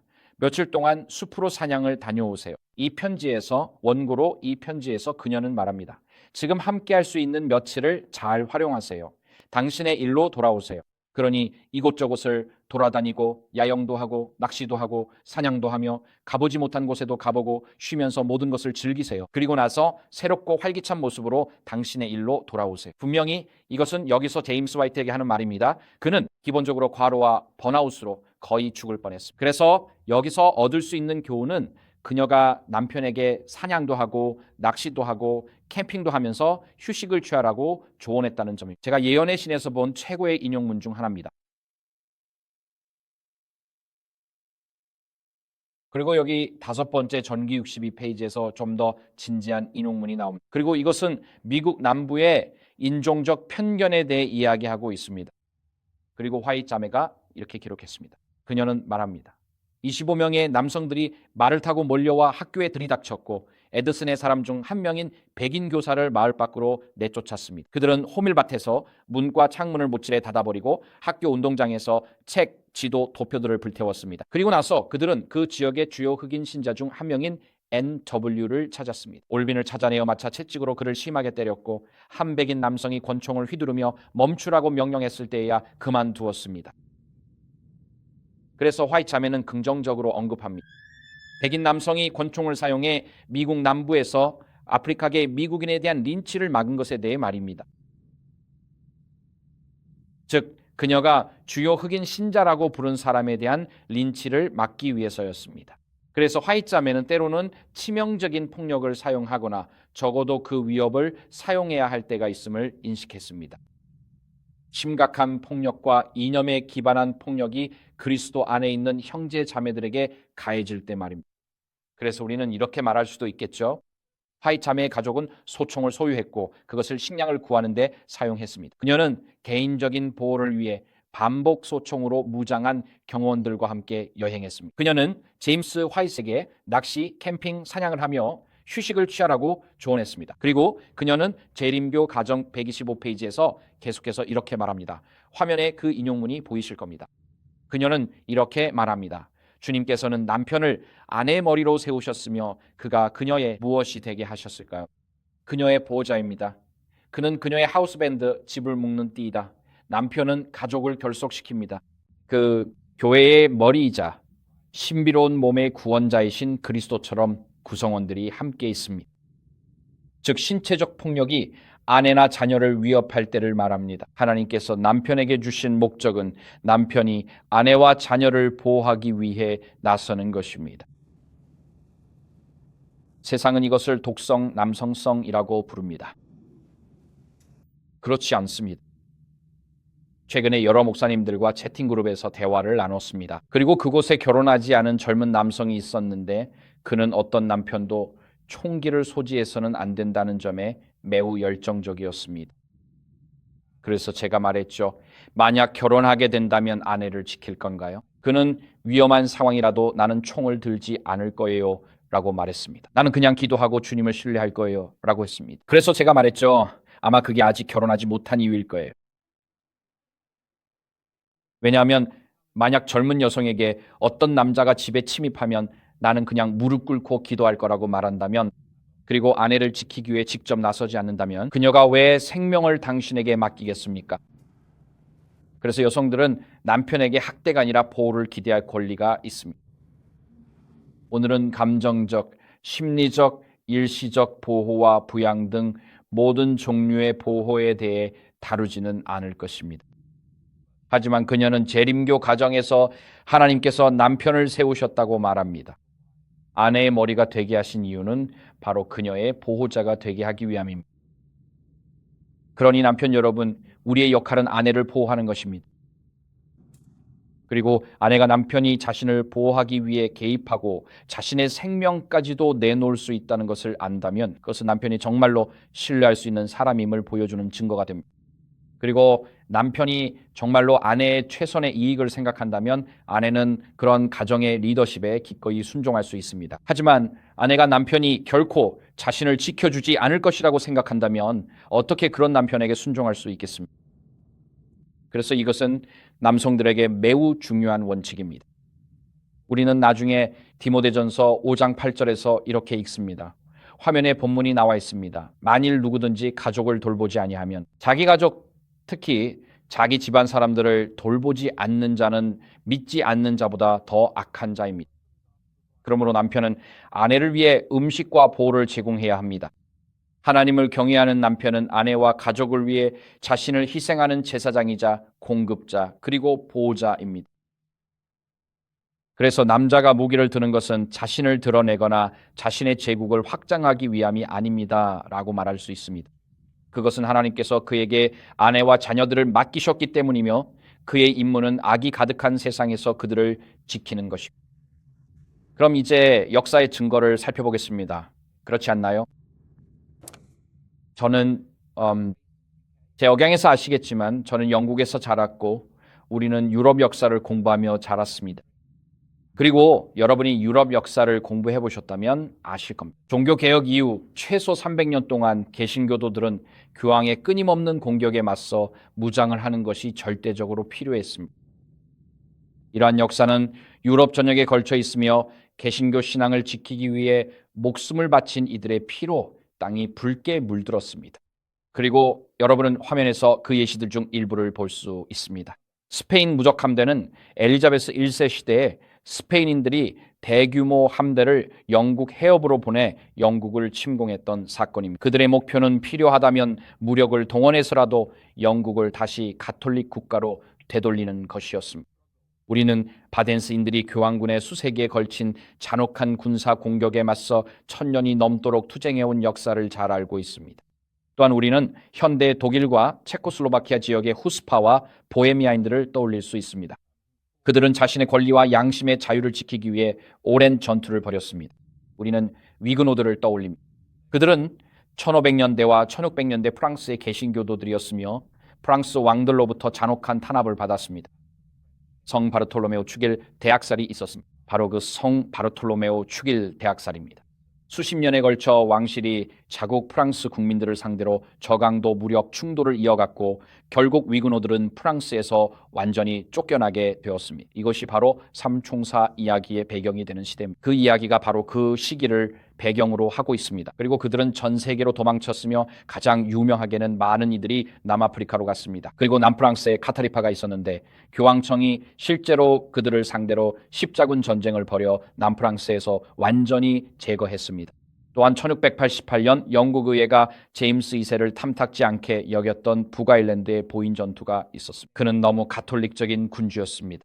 의회는 우리는 가톨릭 군주가 아니라 개신교 군주를 원한다고 말했습니다. 그래서 그들은 의회법을 통과시켜 왕을 폐위시켰습니다. 왜냐하면 그는 당신은 입헌 군주이지 신의 권리로 왕이 된 것이 아니다 라고 말했기 때문입니다. 그리고 그들은 네덜란드의 윌리엄 오브 오렌지라는 왕자를 영국의 왕으로 초대했습니다. 그는 윌리엄 2세로 알려지게 되었습니다. 하지만 북아일랜드에서 그의 추종자들은 오렌지맨이라고 불립니다. 여러분은 북아일랜드의 오렌지맨에 대해 들어본 적이 있나요? 오렌지맨은 보인 전투에서 윌리엄 오브 오렌지를 위해 싸웠던 사람들입니다. 제임스 2세와 그의 친가톨릭 군대에 맞서 영국에서 개신교를 수호하기 위해서였습니다. 그리고 그 결과로 영국 내전이 일어나게 됩니다. 올리버 크롬웰은 개신교였고 찰스 1세는 가톨릭과 유사한 많은 개혁을 도입하고 있었습니다. 유럽에서는 30년 전쟁이 있었는데 용병 군대들이 30년 동안 유럽을 휩쓸었습니다. 명목상으로는 가톨릭의 침략에 맞서 싸우기 위한 것이었지만 결국 무질서한 난투극으로 변해버렸습니다. 그리고 좀 더 최근에는 ISIS와 시리아, 이라크의 기독교인들이 있습니다. 심지어 불과 몇 주 전에도 시리아의 새로운 대통령이 취임했습니다. 지난 몇 달 동안 그는 기독교인들과 알라위파들을 참수해 왔습니다. 알라위파는 시리아 내 시아파 이슬람의 한 분파입니다. 이런 일들은 뉴스에 잘 나오지 않지만 그 기독교인들은 무장 경호원이 없으면 지금 이 순간에도 시리아에서 참수당하고 있습니다. 그리고 지금 이 순간 나이지리아에서도 이런 일이 벌어지고 있습니다. 기독교인들이 정기적으로 학살당하고 있습니다. 역사를 살펴보면 개신교인들이 신체적 공격에 맞서 자신을 지킬 의지가 없으면 아무도 그들을 구하러 나서지 않는다는 사실을 반복해서 확인할 수 있습니다. 그것이 역사의 교훈입니다. 그리고 오늘날 개신교인들이 죽임을 당해도 아무도 별로 신경 쓰지 않습니다. 만약 다음 주에 기독교인들이 나이지리아에서 무슬림 200명을 죽인다면 전 세계적으로 큰 소동이 일어날 것입니다. 하지만 나이지리아에서 무슬림에 의해 기독교인 200명이 죽임을 당해도 저녁 뉴스에조차 나오지 않습니다. 그게 바로 단순한 현실입니다. 우리는 세계 곳곳에서 하루 종일 도살당하는 양처럼 여겨집니다. 세상은 개신교인들의 학살에 관심이 없습니다. 이제 미국의 법체계에 대해 이야기하자면 1961년 제오순의 항소법원의 이 판결에서는 헌법상 권리가 없다고 명시했습니다. 죄송합니다. 여기서 국가 공무원에 의해 살해당하지 않을 헌법적 권리가 있습니다. 국가가 그 공무원이 국가 법의 권한을 이용해 적법한 절차 없이 한 사람의 생명을 빼앗는다면 이는 14차 수정헌법을 위반하는 것입니다. 그래서 우리는 미국 시민으로서 법 집행관으로서 행동하는 국가 공무원에 의해 살해당하지 않을 헌법적 권리를 가지고 있습니다. 하지만 법원은 북미에서 바로 이 유명한 사건인 파월 스테이트 디브리토 사건에서 판결을 내렸습니다. 그 판결문에는 이렇게 나와 있습니다. 그 결정에서 범죄자나 정신이 상자에 의해 살해당하지 않도록 국가가 보호해줄 헌법적 권리는 없다고 명시되어 있습니다. 즉 경찰은 여러분이 살해당하지 않도록 보호하기 위해 존재하는 것이 아닙니다. 그것이 그들의 임무가 아닙니다. 경찰은 여러분이 살해당한 후에 그 상황을 수습하기 위해 존재합니다. 하지만 경찰이 여러분이 살해당하는 것을 막기 위해 개입해 줄 것이라고 기대할 헌법적 권리는 없습니다. 경찰이 일반적으로 그렇게 하려고 노력하겠지만 본질적으로 그것은 여러분이 가진 헌법적 권리가 아닙니다. 자신을 방어하는 일에 있어서는 여러분 스스로가 자신의 방어에 책임이 있습니다. 그리고 법적 시스템은 나중에 뒤따라오게 됩니다. 그래서 지난 120년 동안 내내 총기 등록, 총기 면허, 그리고 총기 압수는 모두 특정 집단에 대한 집단 학살로 이어지는데 중요한 역할을 해왔습니다. 여러분 중 일부는 1915년과 1917년에 터키에서 일어난 아르메니아인 집단 학살에 대해 알고 있을 것입니다. 1911년에 오스만 제국은 현대 동부 터키에서 가장 큰 민족 집단이자 정교회 기독교인이었던 아르메니아인들에 대한 박해를 시작했습니다. 그들은 총기 등록부를 만들었고 이후 아르메니아인들의 무장을 해제하여 총기뿐만 아니라 군사적 목적으로 사용될 수 있는 칼이나 기타 모든 것까지 빼앗았습니다. 그리고 1915년과 1917년에 청년 튀르크당이 터키를 장악하자 그들은 터키 국가 내에서 무력한 아르메니아인들을 학살하기로 결정했습니다. 약 150만 명의 사람들이 사막으로 죽음의 행진을 강요당했고 그곳에서 굶주림이나 기아로 죽도록 방치되거나 처형당했습니다. 이것은 기독교 박해 역사상 가장 비극적인 사건 중 하나로 불과 110여 년 전에 일어난 아르메니아 대학살이라는 매우 비극적인 이야기입니다. 하지만 그렇게 하기 위해서는 국가가 먼저 그들의 무장을 해제해야 했습니다. 화면에 보이는 인물이 바로 다음으로 자신의 국민의 무장을 해제한 사람입니다. 이 사람은 요제프 스탈린입니다. 그리고 사진에서 보이는 그의 왼쪽, 즉 여러분이 사진을 볼 때 오른쪽에 있는 젊은 남자가 예조프라는 인물입니다. 예조프는 NKVD의 국장이었으며 1937년부터 1939년까지 진행된 대숙청 또는 대테러라 불리는 사건을 감독한 인물이었습니다. 그는 수백만 명을 죽였고 죽일 사람들의 명단을 보내곤 했습니다. 만약 누군가가 이웃을 죽이고 싶다면 NKVD에 무언가를 말하면 되었고 누군가가 동지 스탈린에 대해 농담을 하면 그 사람은 그냥 사라져버렸습니다. 하지만 1916년부터 1929년 사이 스탈린 지하의 소련은 개인의 총기 소유를 폐지했습니다. 민간인들은 여전히 사냥용 무기를 소유할 수 있었지만 반드시 등록해야 했고 사냥 여행 사이에는 지역 경찰서에 보관해야 했습니다. 이렇게 등록과 압수를 통해 국민의 무장을 해제한 후 소련 정권은 무장 해제된 소련 시민 거의 2천만 명을 체포해 학살했습니다. 제 아내는 러시아 출신인데 러시아에는 이런 농담이 있습니다. 그들은 이렇게 말합니다. 아돌프 히틀러가 누구였나요? 그리고 그 농담의 답은 그는 요제프 스탈린 시대의 하급 독재자였다입니다. 예를 들어 아돌프 히틀러가 600만에서 1000만 명을 죽였다면 요제프 스탈린은 그의 손에 2000만에서 3000만 명이 희생됐다는 뜻이죠. 그리고 그 희생자 대부분은 자기 국민이었습니다. 그리고 아돌프 히틀러 자신에 대해 이야기하자면 히틀러는 이렇게 말했습니다. 한 나라를 정복하려면 먼저 그 국민의 무장을 해제해야 한다고요. 그래서 나치 독일에서는 1936년에 게슈타포가 지역 경찰관들이 유대인에게 총기 소지 허가를 발급하는 것을 금지했습니다. 그리고 1938년에는 독일이 유대인 시민들이 총기나 날붙이 무기를 소유하는 것을 명시적으로 금지하는 법을 통과시켰습니다. 이렇게 해서 독일 내 유대인 인구가 무장 해제된 후 유대인들은 개토와 강제 노동 수용소로 강제로 이송되었습니다. 그것이 바로 최종 해결책으로 가는 길을 열었습니다. 그래서 우리는 1930년대 초 독일 남부 니른베르크에서 열린 집회에서 시작해 결국 이런 결과에 이르게 된 것입니다. 그리고 저곳이 바로 아우슈비츠의 입구입니다. 그리고 다시 한번 소련과 아르메니아에서 그랬던 것처럼 무장 해제된 인구를 대상으로 집단 학살이 자행되었습니다. 1935년부터 저 사진에 보이는 마운트 세이튼, 저 사진은 제가 여러 해 전에 찍은 것인데 아우슈비츠에 가면은 이런 숙소 건물들이 있습니다. 그 건물은 이 방만큼 길고 사람들은 방 한쪽에 여러 겹으로 쌓인 나무 판자 위에서 잠을 잤습니다.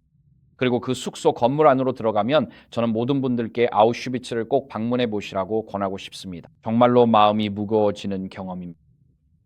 그곳을 걸어가다 보면 건물의 한 구역 전체가 어린이 신발로 가득 차 있습니다.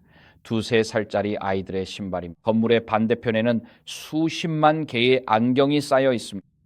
그리고 아우슈비츠의 이 건물들을 지나가다 보면 얼마나 많은 사람들이 죽임을 당했는지 실감하게 됩니다. 그곳에서 일어난 사륙의 규모를 어느 정도 실감하게 해줍니다. 하지만 오늘 논의의 핵심은 바로 이것입니다. 아르메니아에서의 아르메니아인 학살, 스탈린이 자기 국민을 상대로 저지른 학살, 그리고 나치 독일 하에서 유대인 학살, 이 모든 경우에 공통적으로 무장 해제된 인구를 대상으로 이루어졌다는 점입니다.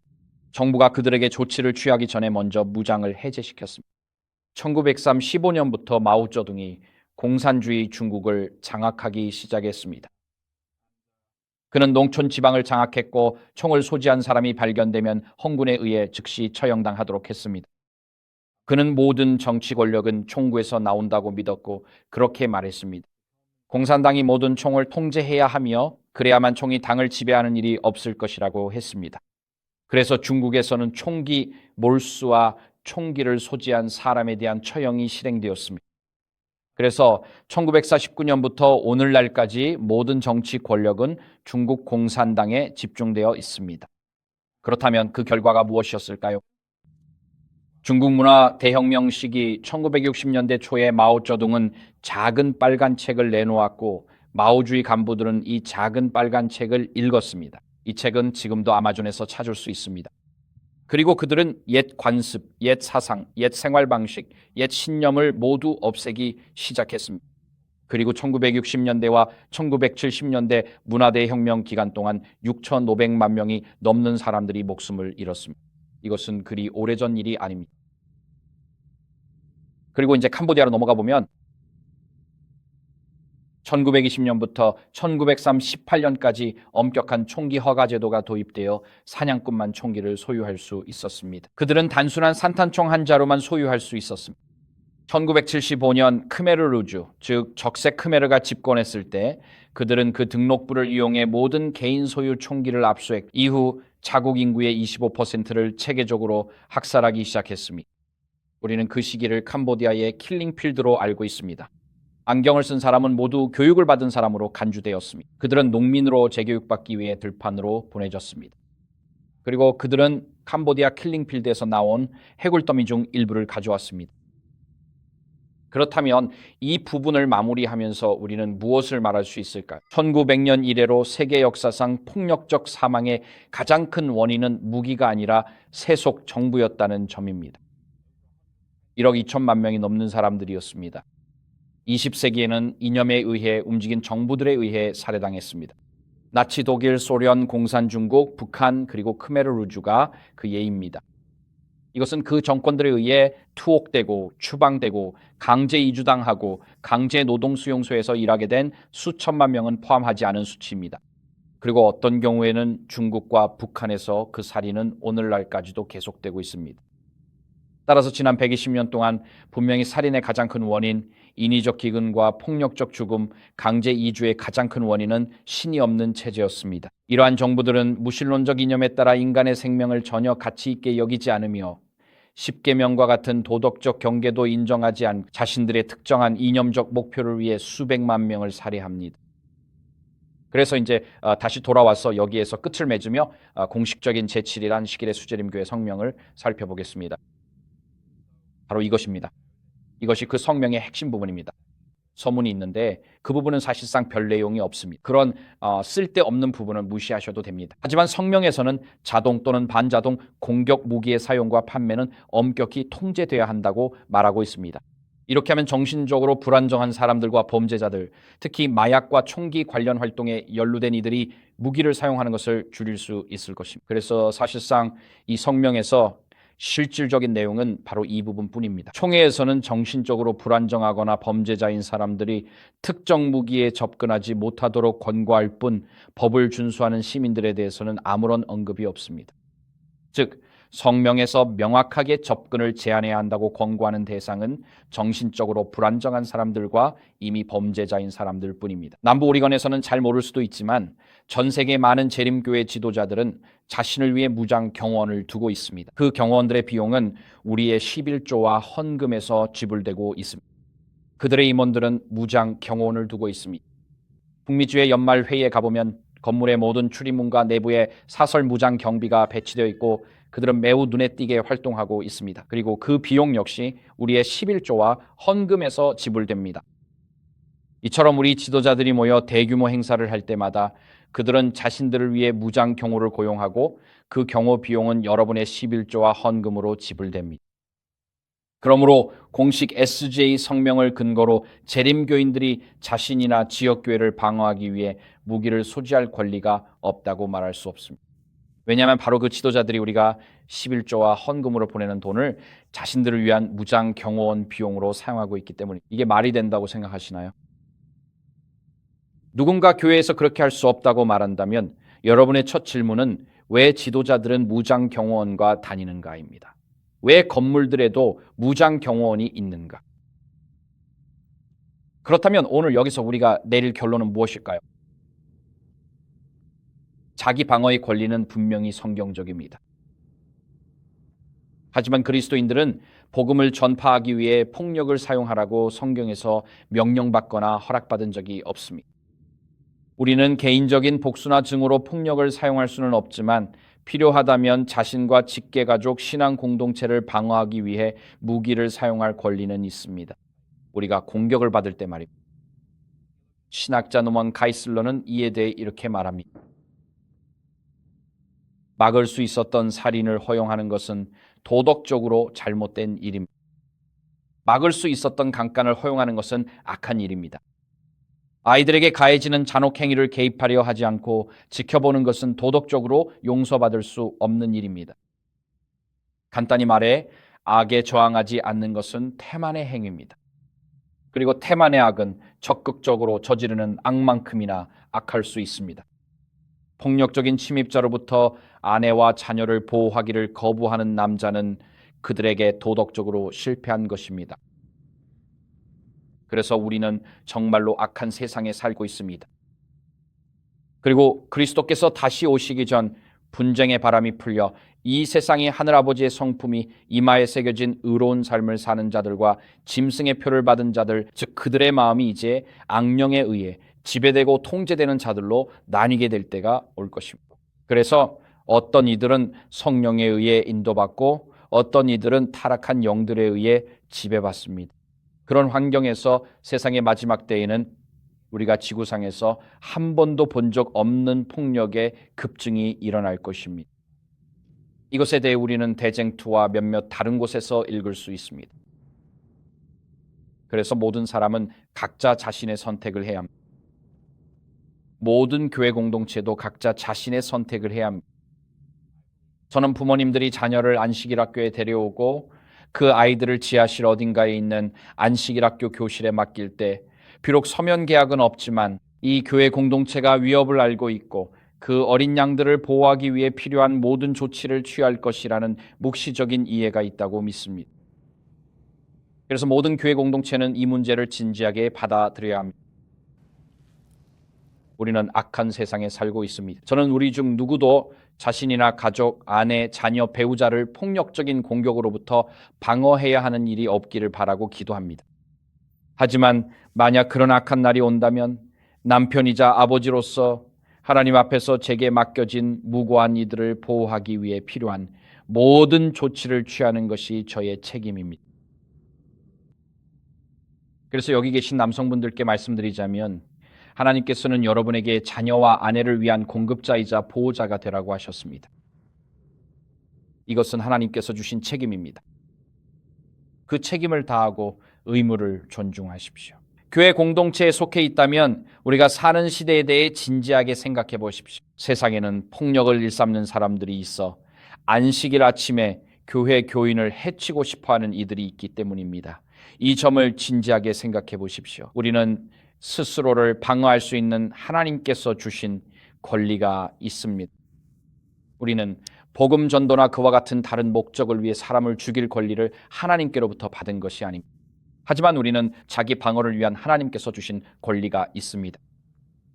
저는 느헤미야처럼 우리가 준비하고 기도하며 그 후에 하나님께서 우리에게 좋은 결과를 주시기를 소망하고 기도합니다.